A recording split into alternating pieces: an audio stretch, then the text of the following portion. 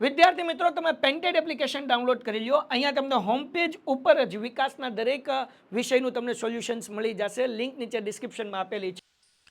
નમસ્કાર વિદ્યાર્થી મિત્રો, આજના વિડીયોમાં આપણે જોઈશું દ્વિતીય પરીક્ષા 2026 વિકાસ અસાઇનમેન્ટ ધોરણ 8 સમાજ વિભાગે ટૂંકમાં ઉત્તર લખો. તેમાં પ્રકરણ 5 અને 6.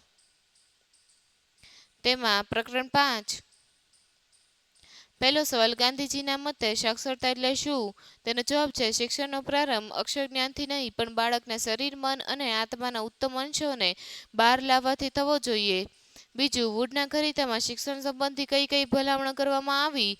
તેનો જવાબ છે ભારતમાં ઉચ્ચ શિક્ષણ માટે અંગ્રેજી શબ્દનો ઉપયોગ કરવો, પ્રાથમિક શિક્ષણ માટે સ્થાનિક ભાષાનો પ્રોત્સાહન આપવું, તેમજ શિક્ષણનો વ્યાપ વધારવા માટે સરકારી પ્રયત્નો કરવા અને ખાનગી શાળાઓ અને સંસ્થાઓને સરકારી ગ્રાન્ટ ઇન એઇડ સિસ્ટમ દ્વારા મદદ કરવી.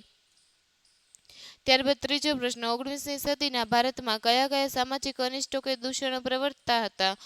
19મી સદીના ભારતમાં પ્રવર્તતા સામાજિક અનિષ્ટો સતી પ્રથા, બાળલગ્નો, વિધવા પુનઃલગ્ન પર પ્રતિબંધ, અસ્પૃશ્યતા, કન્યા કેળવણીનો અભાવ વગેરે. ચોથું, મહારાષ્ટ્રમાં વિવિધ સુધારકો દ્વારા કન્યા શિક્ષણ માટે કયા કયા પ્રયત્નો કરવામાં આવ્યા? તેનો જવાબ છે જ્યોતિબા ફુલે અને સાવિત્રીબાઈ ફુલેએ કન્યાઓ માટે પ્રથમ શાળા શરૂ કરી. મહર્ષિ દંડો કેશવ કર્વે વિધવા મહિલાઓ અને કન્યાઓ માટે શાળાઓ અને મહિલાઓ યુનિવર્સિટીની સ્થાપના કરી. આર્ય સમાજ અને અન્ય સુધારક મંડળીઓએ કન્યા શિક્ષણનો પ્રચાર અને પ્રસાર કર્યો. ચેપ્ટર 6 વિભાગે. તેમાં પહેલો સવાલ, ગાંધીજીએ રોલેટ એક્ટ કાળો કાયદો શા માટે કહ્યો? કારણ કે તે કાયદાથી કોઈપણ વ્યક્તિને વગર વોરંટે પકડી શકાતી હતી અને તેને અદાલતમાં અપીલ, દલીલ કે વકીલ કરવાનો અધિકાર નહોતો. આ કાયદો બ્રિટિશ સરકારે ભારતીયોના મૂળભૂત અધિકારોને દબાવવા માટે લાગુ કર્યો હતો. તેથી ગાંધીજી અને અન્ય નેતાઓએ તેને કાળો કાયદો કહ્યો હતો. ત્યારબાદ બીજો સવાલ, ભારતના લોકોએ શા માટે સાયમન કમિશનનો બહિષ્કાર કર્યો? કારણ કે સાયમન કમિશનમાં એક પણ ભારતીય સભ્ય નહોતો. ભારતીયો માનતા હતા કે કમિશનર ભારતનું ભવિષ્ય નક્કી કરવાનું છે, તેમાં ભારતીય પ્રતિનિધિઓ હોવા જોઈએ. બધા સભ્યો અંગ્રેજ હોવાથી તેનો બહિષ્કાર કરવામાં આવ્યો હતો.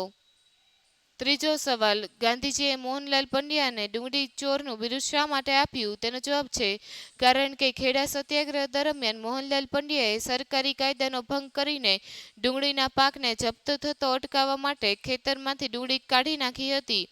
આ કૃત્યને અંગ્રેજી સરકારે ચોર ગણી હતું, પણ ગાંધીજીએ તેમની હિંમત અને ખેડૂતો પ્રત્યેના સમર્થનને બિરદાવવા માટે તેમણે ડુંગળી ચોરનું બિરુદ આપ્યું.